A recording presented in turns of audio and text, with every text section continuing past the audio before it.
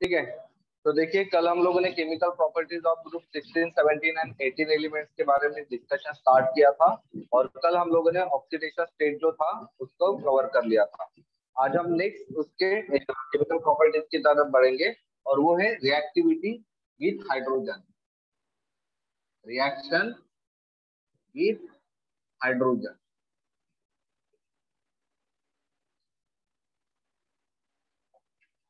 तो देखिए ये जो रिएक्शन विथ हाइड्रोजन होते हैं ये सिर्फ ग्रुप 16 और ग्रुप 17 के लिए वैलिड होती है। ग्रुप 18 के लिए ये बिल्कुल भी वैलिड नहीं होती है। मतलब ध्यान रखिएगा सबसे पहले एक चीज कि जब भी हम लोगों के ये ग्रुप 16 एलिमेंट्स और ग्रुप 17 एलिमेंट्स ये क्या करेंगे, रिएक्ट करेंगे विद द हाइड्रोजन, तो अल्टीमेटली ये हाइड्राइड्स तैयार करेंगे। जो कंपाउंड तैयार होंगे उनको हम कहेंगे hydrides of group 16 and group 17। Okay, group 16 and group 17 के हाइड्राइड्स इसको कहा जाएगा। बराबर है। और जैसे कि मैंने कहा था कि यहाँ पर आप लोग को स्पेसिफिकली ध्यान में रखना है कि ग्रुप 18 के जो एलिमेंट्स होते हैं वो हाइड्रोजन के साथ रिएक्ट नहीं होते हैं। ठीक है, डन। तो सबसे पहले हम बात करेंगे that is the hydrides of group 16। Hydrides of group 16, या फिर हम इसको ये कह सकते हैं कि reaction of group 16 with the hydrogen. Okay, reaction of group 16 elements, reaction of group 16 elements with hydrogen.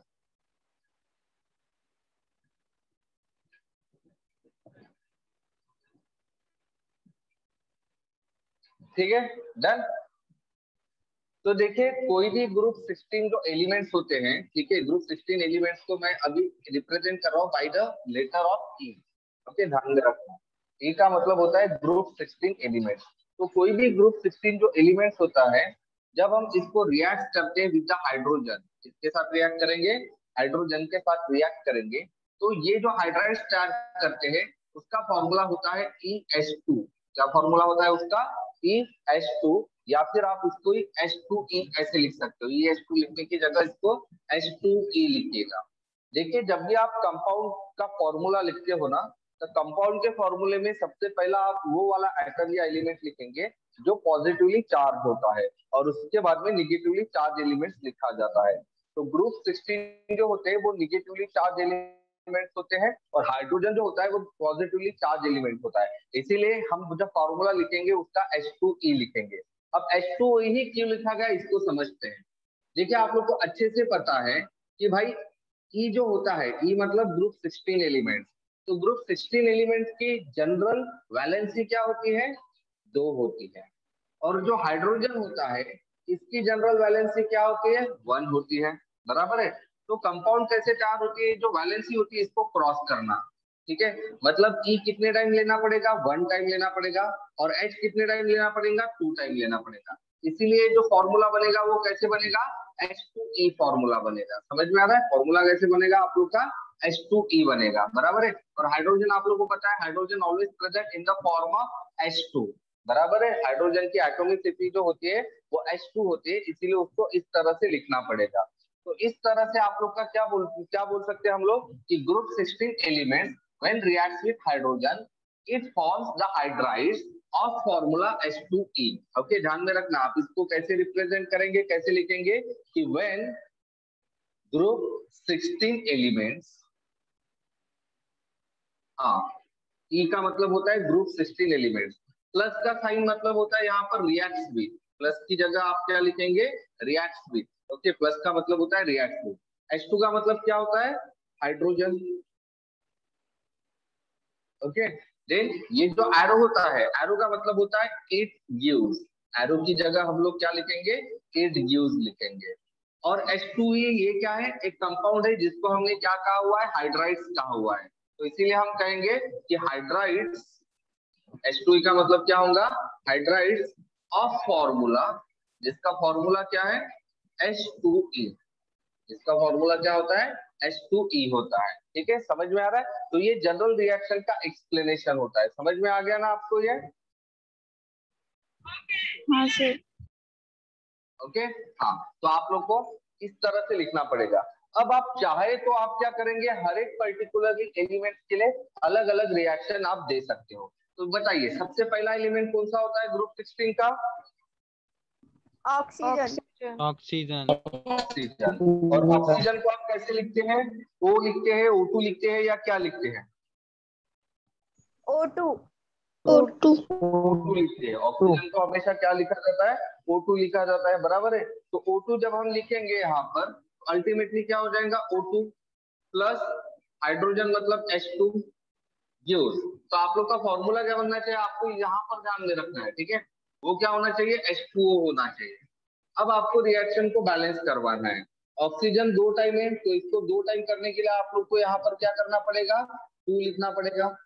अब ऑक्सीजन तो बैलेंस हो गए, बट हाइड्रोजन यहाँ पर 2 है और यहाँ पर 4 है, तो इसीलिए इस साइड के हाइड्रोजन को बैलेंस करने के लिए हम लोग को क्या लिखना पड़ेगा? 2 लिखना पड़ेगा। तो हमारा ओवरऑल जनरल रिएक्शन क्या होगा? Balance reaction O2 plus 2 times of H2 gives 2 times of H2O, बराबर है। अब सल्फर, हालांकि आप लोगों ने पढ़ा है कि सल्फर जो होता है वो ऑक्टा एटॉमिक स्टेट में होता है, एसिड फॉर्म में होता है, बट यहाँ पर आपको एसिड फॉर्म लिखने की कोई जरूरत नहीं है, आप इसको सिंपल एस भी लिख सकते हो, S प्लस H2। तो क्या मिलेगा यहाँ पर? S plus H2 H2S H2S मिलेगा। ओके, हाँ, कंपाउंड के नाम लिखना जरूरी है, तो कंपाउंड के नाम लिखो, नहीं तो रिएक्शन का कोई मतलब नहीं बनेगा। ओके, तो बताइए O2 मतलब क्या है? ऑक्सीजन। तो यहाँ पर आप लिखेंगे ऑक्सीजन। H2 का मतलब क्या होता है? हाइड्रोजन। हाइड्रोजन लिखेंगे आप यहाँ पर। उसके बाद में H2O का मतलब क्या होता है? वाटर। वाटर। H2O का मतलब क्या होता है? वाटर होता है, बराबर है। तो ये लिख लिया। अब सेकंड सल्फर का रिएक्शन, तो चलिए बताइए सल्फर का रिएक्शन आप कैसे लिखेंगे? S प्लस H2 लिखेंगे S। आप इसके ऊपर फोकस करो, plus H2 H2 gives H2S H2S। Okay, अब नाम लिखो। S का मतलब सल्फर। सल्फर। ओके, H2 का मतलब हाइड्रोजन। और H2S का मतलब hydrogen sulphide.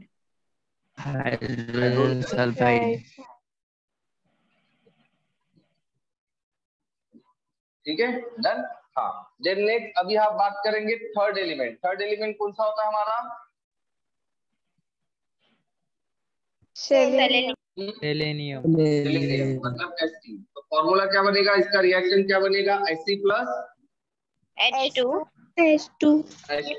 Gives H2S Fe। इसका नाम क्या लिखेंगे?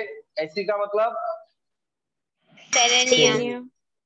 सेलेनियम। हाँ, देन H2 का मतलब hydrogen. Hydrogen. Okay, very good. Then उसके बाद में H2Se का मतलब हाइड्रोजन सल्फाइड। हाइड्रोजन। हाइड्रोजन क्या? सेलेनाइड। सेलेनाइड। ओके, हाइड्रोजन क्या होगा? सेलेनाइड। Okay, done. अब लास्ट वाला एलिमेंट है। लास्ट वाला एलिमेंट कौन सा है हमारा? टेलुरियम। टेल्यूरियम। ओके, तो बताइए टेल्यूरियम का क्या रिएक्शन हो जाएगा? Te प्लस प्लस H2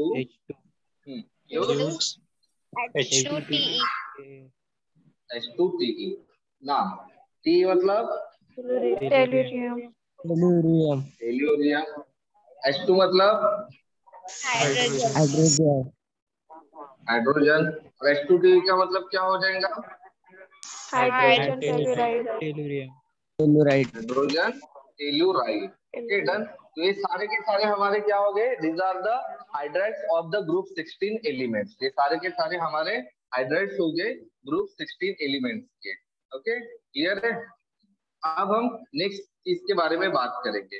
तो देखिए अभी हम लोगों को इनकी प्रॉपर्टीज के बारे में बात करनी है, ठीक है? तो प्रॉपर्टीज में सबसे पहले हम लोग को कौन कौन सी प्रॉपर्टीज डिस्कस करनी है? सारी की सारी हाइड्राइड्स की, तो सबसे पहले इनकी physical state, colour and order, ये पहली प्रॉपर्टी हम लोग को डिस्कस करना है। कौन सी? Physical state, then colour, then order. Okay, तो ये सबसे पहली इंपॉर्टेंट प्रॉपर्टी आप लोग को कंसीडर करनी है। इसके बाद में जो नेक्स्ट इंपॉर्टेंट प्रॉपर्टी आप लोग को करनी है कंसीडर, वो रहेंगी बॉन्ड डिसोसिएशन एंथैल्पी। कौन सी रहेंगी वो? Bond dissociation enthalpy. ठीक है, डन। तो नेक्स्ट प्रॉपर्टी हम लोग कंसीडर करेंगे bond dissociation enthalpy. Bond dissociation enthalpy ऊपर सिर्फ दो प्रॉपर्टीज और डिपेंड करती है। ठीक है, और वो प्रॉपर्टीज रहेंगी एसिडिटी और स्टेबिलिटी, थर्मल स्टेबिलिटी।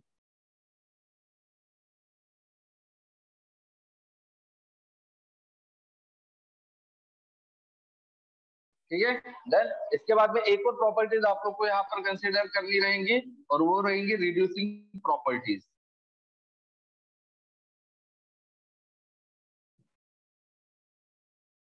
ठीक है, तो ये 7 टाइप की प्रॉपर्टीज जो है आप लोगों को कंसीडर करने पड़ेंगे सारे के सारे हाइड्राइड्स के बारे में। ठीक है, डन। ओके, तो चलिए एक और वैसे आप प्रॉपर्टी लिख सकते हैं, इसका स्ट्रक्चर।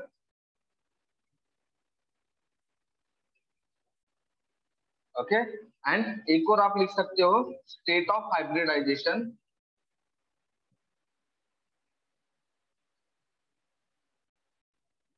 Of central atom.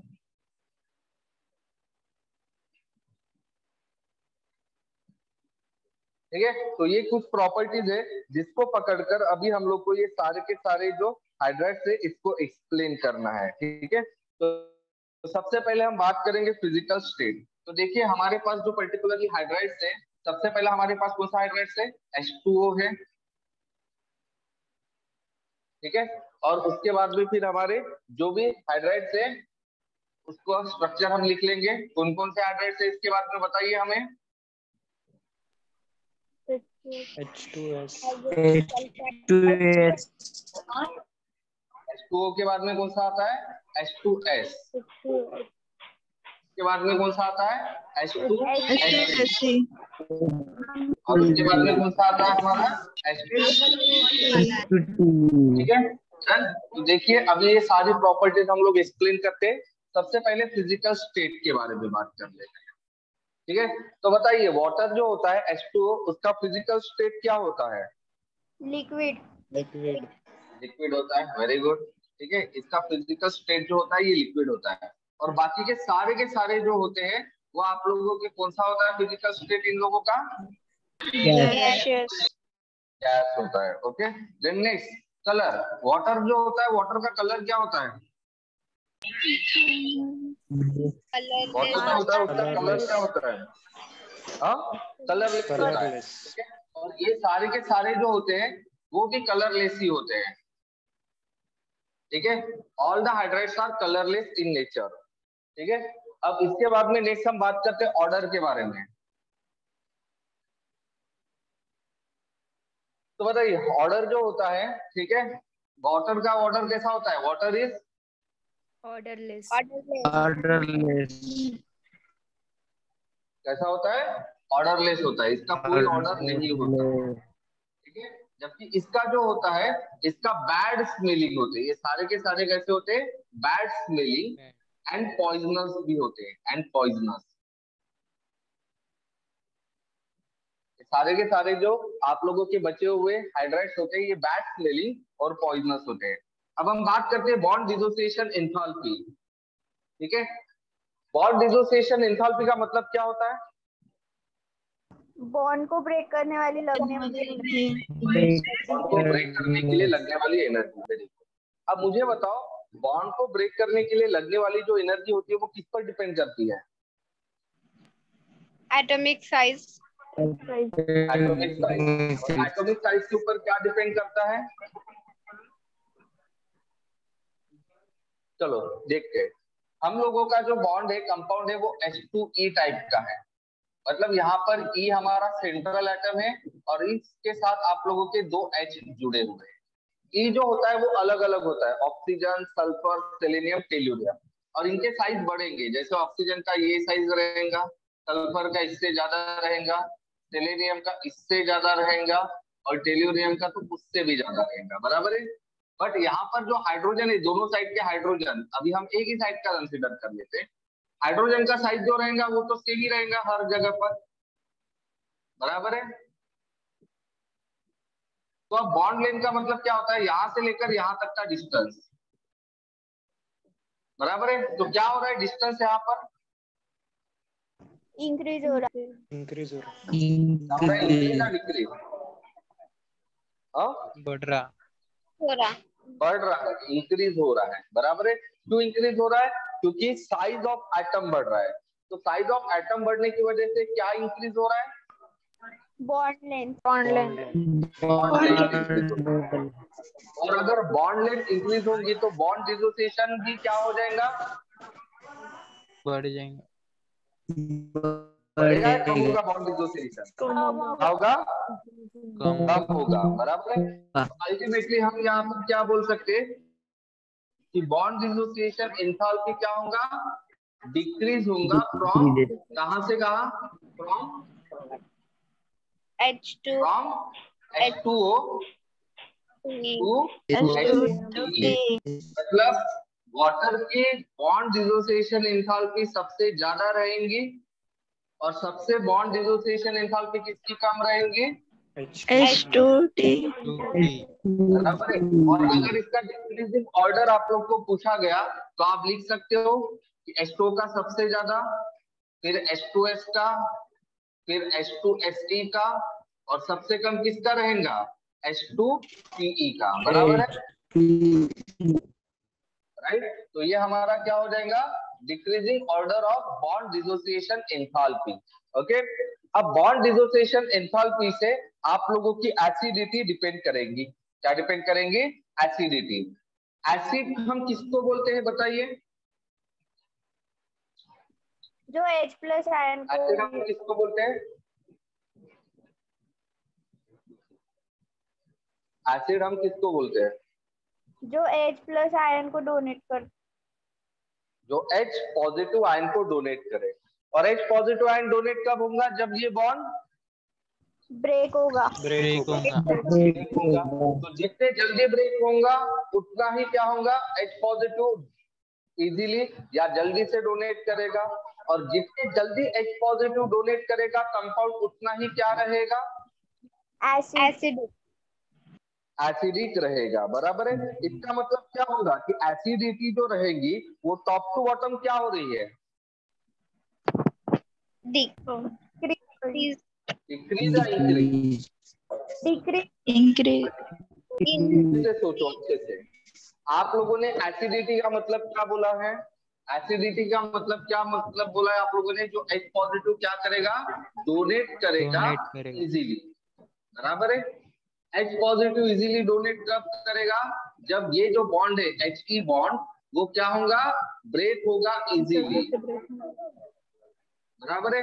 ये इजीली ब्रेक कब होगा, जब ये He का बॉन्ड लेंथ जो रहेगा वो क्या रहेगा, ज्यादा रहेगा, बराबर है। He का बॉन्ड लेंथ ज्यादा कब रहेगा, जब साइज ऑफ E ज्यादा रहेगा, बराबर है। अब टॉप टू बॉटम साइज क्या होता है, बढ़ता है। इंक्रीज साइज बढ़ रहा है तो फिर He का बॉन्ड लेंथ क्या होता है, इंक्रीज बढ़ रहा है। He का बॉन्ड लेंथ अगर बढ़ रहा है तो He बॉन्ड इजीली ब्रेक होगा या नहीं होगा, और He बॉन्ड अगर इजीली ब्रेक होगा तो H पॉजिटिव इजीली डोनेट करेगा या नहीं करेगा, करेगा करेगा। इसका मतलब क्या होगा, एसिडिटी, एसिडिटी क्या होगी, बढ़ेगी, एसिडिटी क्या होगी, बढ़ेगी। तो मतलब क्या है, टॉप टू बॉटम एसिडिटी क्या हो रही है, इंक्रीज बढ़ रही है इंक्रीज हो रही है, ठीक है। तो एसिडिटी क्या होती है, इंक्रीज होती है from top to bottom. Top to bottom मतलब H2O टू H2Te, बराबर है। H2O टू H2Te से एसिडिटी बढ़ेगी। तो सबसे ज्यादा एसिडिक यहाँ पर कौन रहेगा, H2Te H2T, बराबर है, राइट। और सबसे कम एसिडिक कौन रहेगा? H2O।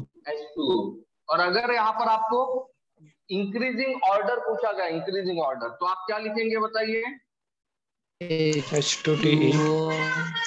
H2O is less than, H2S is less than, H2SE is less than H2TE। समझ में आ रहा है आपको? हाँ सर। अब हम बात करते हैं थर्मल स्टेबिलिटी की। थर्मल स्टेबिलिटी का मतलब क्या हो रहा है? थर्म, थर्म का मतलब क्या होता है?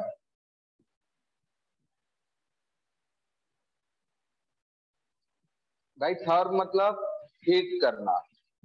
स्टेबल मतलब हम चीज को स्टेबल कब बोलेंगे? जब ये चीज ब्रेक होंगी या ब्रेक नहीं होगी।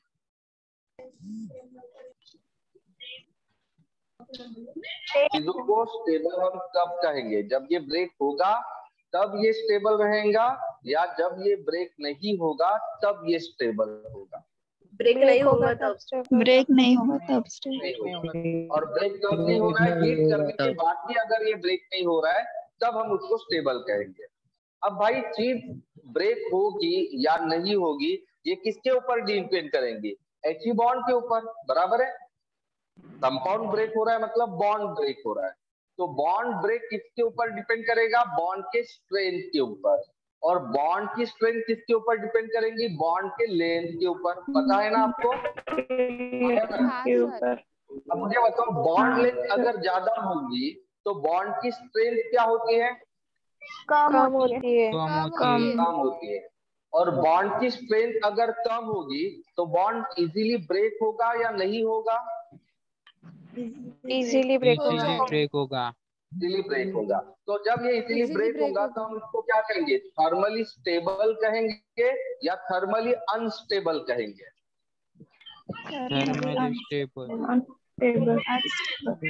अनस्टेबल कहेंगे, बराबर है। अब सोचो, टॉप टू बॉटम क्या होता है? एलिमेंट का साइज बढ़ता है।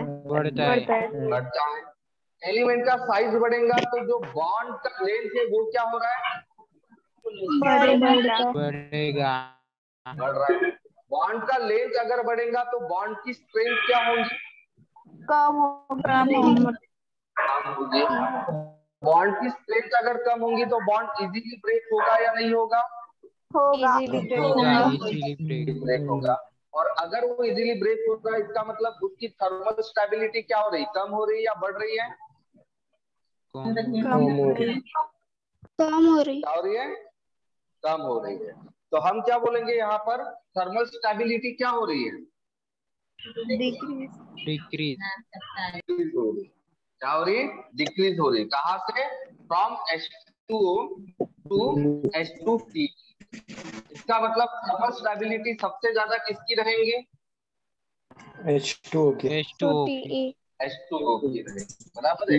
और सबसे कम किसकी रहेंगी? तो इसका डिक्रीजिंग ऑर्डर अगर आपको पूछा गया तो आप क्या लिखेंगे? H2O is greater than H2S is greater than H2SE is greater than H2T, बराबर है। तो ध्यान दीजिए, दोनों प्रॉपर्टी मैंने ऑलरेडी कहा है कि बॉन्ड डिसोसिएशन एंथैल्पी पर डिपेंड करती है। तो आपको क्या ध्यान में रखना है कि bond dissociation enthalpy is directly proportional to the thermal property और inversely proportional to the acidity.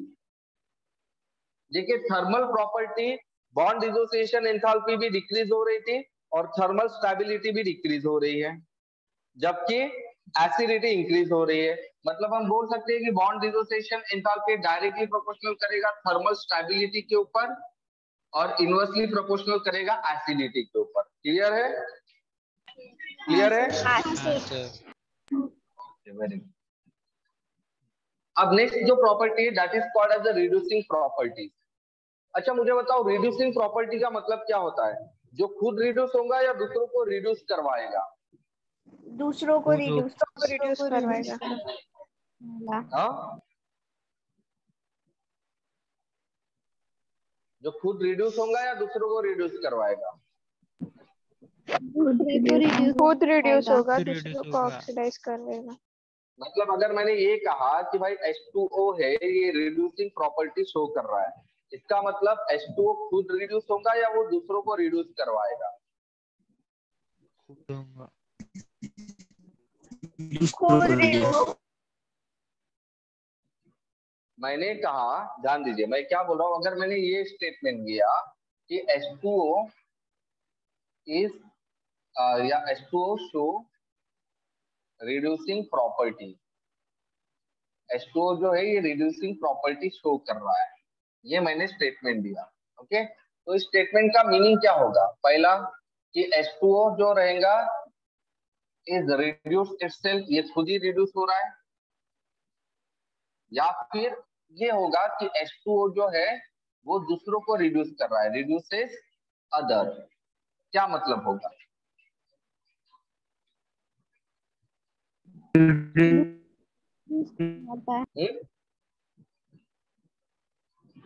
क्या मतलब होगा?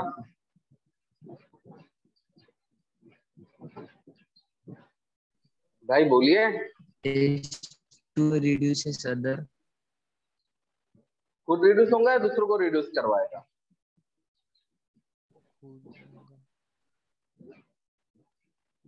जल्दी बोलो। खुद रिड्यूस होगा।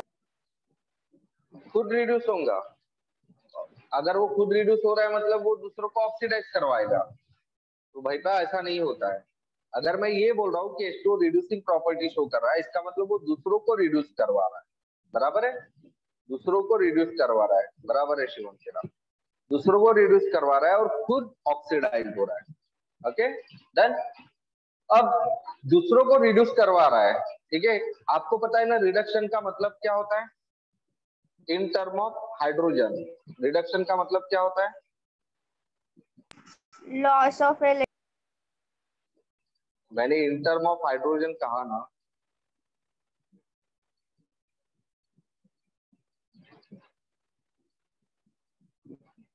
मैंने इन टर्म ऑफ हाइड्रोजन कहा ना, तो मतलब क्या होता है? लॉस ऑफ हाइड्रोजन या गेन ऑफ हाइड्रोजन होता है रिडक्शन का मतलब? गेन ऑफ Gain of ये क्या बे? रिडक्शन का मतलब क्या होता है? Gain of hydrogen. ओके, मतलब मैं यहाँ बोल रहा हूँ कि H2 ये रिड्यूसिंग प्रॉपर्टी शो कर रहा है, इसका मतलब वो दूसरों को रिड्यूस करवा रहा है, मतलब दूसरी जो चीज है वो हाइड्रोजन को एक्सेप्ट करे। इसका मतलब H2O हाइड्रोजन को क्या कर रहा है? कम। H2O क्या कर रहा है फिर हाइड्रोजन को? दूसरा हाइड्रोजन को गेन कर रहा है, तो H2O क्या कर रहा है हाइड्रोजन को? लूज कर रहा है, बराबर है? H2O क्या कर रहा है? हाइड्रोजन को लूज कर रहा है। अब H2O को हाइड्रोजन को लूज करने के लिए उसको ये बॉन्ड ब्रेक करना पड़ेगा, बराबर है? सही है या नहीं है? बराबर है। अब मुझे बताओ H2O का जो बॉन्ड है इसको ब्रेक करना आसान है क्या? नहीं नहीं है। क्यों? क्योंकि इसका बॉन्ड लेंथ कम है, छोटा है। बॉन्ड लेंथ कम है, और बॉन्ड लेंथ अगर कम होगा तो बॉन्ड स्ट्रेंथ ज्यादा ज्यादा हो गया। ज्यादा होगा, और बॉन्ड स्ट्रेंथ ज्यादा होगा तो ये बॉन्ड ब्रेक नहीं करेगा। नहीं होगा। नहीं होगा। अगर बॉन्ड ब्रेक नहीं होगा तो H2O H पॉजिटिव को डोनेट कर पाएगा क्या? नहीं नहीं कर पाएगा। मतलब वो रिड्यूसिंग प्रॉपर्टी शो कर पाएगा क्या? नहीं नहीं नहीं कर पाएगा, बराबर है? तो इसका मतलब हम क्या बोल सकते हो कि H2O जो होता है ये नॉन रिड्यूसिंग है, मतलब ये रिड्यूसिंग प्रॉपर्टी शो नहीं करता है। क्लियर है? समझ में आ गया? डन। लेकिन बाकी के जो एलिमेंट्स है वो रिड्यूसिंग प्रॉपर्टी शो करते हैं, ठीक है? बाकी के एलिमेंट्स रिड्यूसिंग प्रॉपर्टी शो करते हैं, बट मेरा सवाल है कि तीन कंपाउंड में से फिर रिड्यूसिंग प्रॉपर्टी सबसे ज्यादा किसकी होंगी, या फिर रिड्यूसिंग प्रॉपर्टी क्या होंगी? H2S2 H2T बढ़ेगी या कम होगी? बढ़ेगी। बढ़ेगी। बढ़ेगी, ठीक है? तो बाकी ध्यान में रखना कि H2S H2Se एंड H2Te ये क्या करते हैं? शो रिड्यूसिंग प्रॉपर्टी, ये रिड्यूसिंग प्रॉपर्टी को शो करते हैं। और रिड्यूसिंग जो प्रॉपर्टी होती है वो क्या होती है? इंक्रीज होती है फ्रॉम H2S H2Te। इसका मतलब सबसे ज्यादा रिड्यूसिंग प्रॉपर्टी कौन शो करेगा? H2Te। ये हाईली रिड्यूसिंग होता है, ये हाईली रिड्यूसिंग होता है। और H2S जो होता है ये स्लोली लो रिड्यूसिंग प्रॉपर्टी शो करता है। और अगर आपको इसका इंक्रीजिंग ऑर्डर पूछा गया तो आपका इंक्रीजिंग ऑर्डर रहेगा H2S, H2Se और H2Te। समझ में आ रहा है आपको? हाँ सर। Okay, very good. अब हम बात करते हैं स्ट्रक्चर की। ठीक है, तो देखिए जो सारे के सारे पर्टिकुलरली कंपाउंड होते हैं, ठीक है, ये ग्रुप 16 एलिमेंट होते हैं। ग्रुप 16 एलिमेंट का जनरल इलेक्ट्रॉनिक कॉन्फ़िगरेशन हमारा क्या होता है? NH2NP4। NH2NP4। और आप यहाँ पर आसानी से देख पा रहे हो, ठीक है, ये वाली चीज। अब आपको पता है कोई भी एलिमेंट जब किसी और एलिमेंट के साथ कंपाउंड तैयार कर रहा होता तो सबसे पहले उस एलिमेंट का क्या होना जरूरी होता है? क्या होना जरूरी होता है? कंपाउंड तैयार करने के लिए एलिमेंट क्या करता है सबसे पहले? एक्साइटेड स्टेट में रिएक्टेड। एक्साइटेड स्टेट में जाता है। और एक्साइटेड स्टेट में जाने के बाद क्या करता है वो?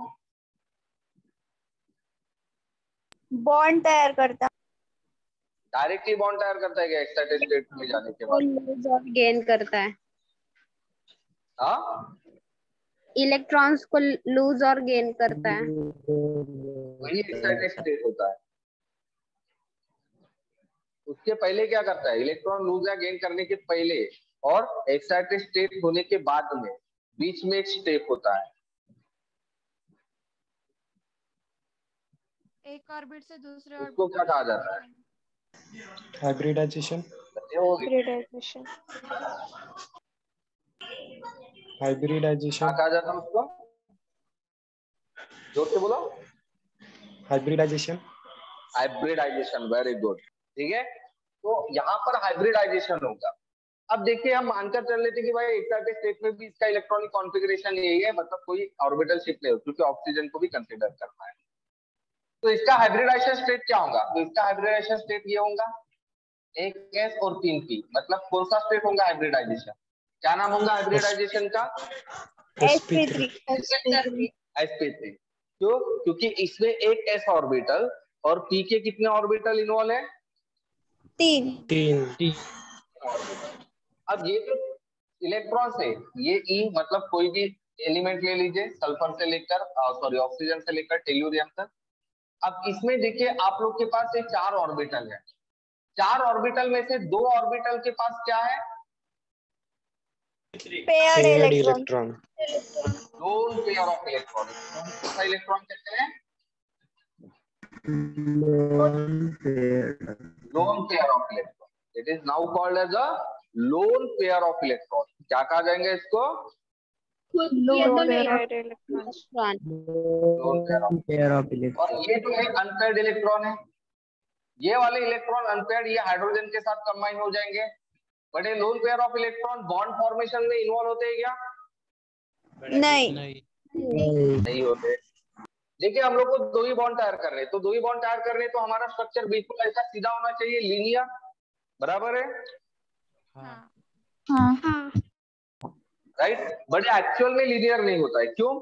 क्योंकि ये जो 2 लोन पेयर ऑफ इलेक्ट्रॉन है ये क्या करेंगे? एक दूसरे को रिपेल करेंगे। रिपेल करेंगे, राइट।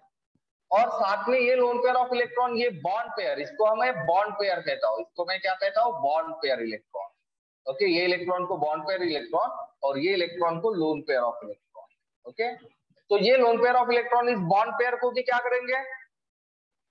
रिपेल करेंगे। रिपेल करेंगे। तो ये स्ट्रेट रहेगा क्या? जब ये रिपेल होंगे तो ये जो ऐसा होना चाहिए था ये ऐसा स्ट्रेट रहेगा क्या? नहीं। ये कैसा हो जाएगा? थोड़ा सा इस तरह से हो जाएगा, एंगुलर। बराबर है। रिपेल नहीं होता था तो ये स्ट्रेट रहता था, बट ये स्ट्रेट हो रहा है क्या? नहीं। ये एंगुलर हो जाता है। समझ में आ रहा है? डन। तो यहाँ पर इन सबका जो पर्टिकुलरली स्ट्रक्चर होता है, ये स्ट्रक्चर कैसा होता है? एंगुलर। एंगुलर। और ये क्यों होता है? Due to the presence of, ये किसके वजह से एंगुलर हो रहा है? Due to the presence of Lone pair of electrons. कितने लोन पेयर ऑफ इलेक्ट्रॉन इसके ऊपर? 2. 2 lane pair. 2 lone pair of electrons, बराबर है, 2 lone pair of electrons. Clear है? अब लास्ट वाला है state of hybridisation of central atom, जो ऑलरेडी मैं एक्सप्लेन कर चुका हूँ। क्या है वो? sp3. sp3। ठीक है, तो सभी एलिमेंट का जो स्टेट ऑफ हाइब्रिडाइजेशन है वो क्या है? sp3 है। समझ में आ रहा है आपको? हाँ सर। ओके, तो ये हो गए हमारी properties of hydrides of group 16 elements. Clear? Yes sir. Confusion? नहीं सर। Very good.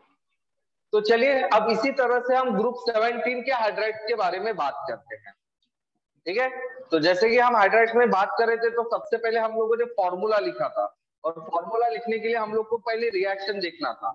ठीक है, तो सबसे पहले ग्रुप 17 एलिमेंट, जिसको मैं ई से रिप्रेजेंट कर रहा हूँ। ग्रुप 16 को भी मैंने ई बोला था, ग्रुप 17 को भी मैं ई बोलूंगा। तो सबसे पहले मुझे बताओ, ग्रुप 17 एलिमेंट्स के जो हाइड्राइड्स रहेंगे उनका फॉर्मूला क्या रहेगा?